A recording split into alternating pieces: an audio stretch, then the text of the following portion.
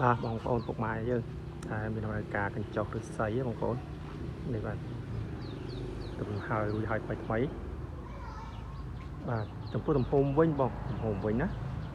3ម៉ែត្រ8ទិសសាច់ក្នុងបើគិតពីក្រែក្រៅវិញទៅសសរក្រៅវិញវាអាចចូល3ម៉ែត្រ30 3ម៉ែត្រ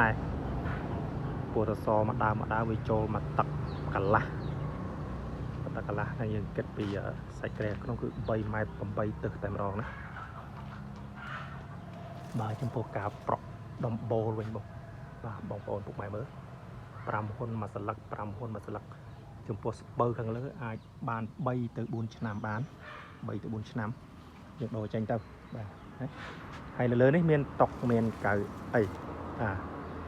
តុកកៅអីហ្នឹងយើងអាចដកចេញដកចូលបានទេបាទអានោះគឺចិណ្ដា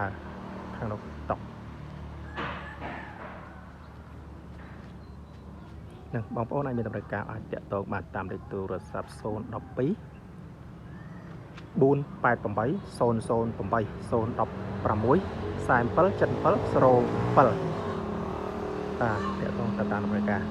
ហើយទីតាំងជាក់លាក់បាទទីតាំងនៅផ្លូវ44យើងទេផ្លូវ44ជួបនឹងផ្លូវជាតិតែម្ដងបងប្អូនមានតម្រូវការប្រភេទមួយណាក៏បានដែរបាទចង់បានជ្រុងចង់បានឈើបានមានទៅតាមតម្រូវការ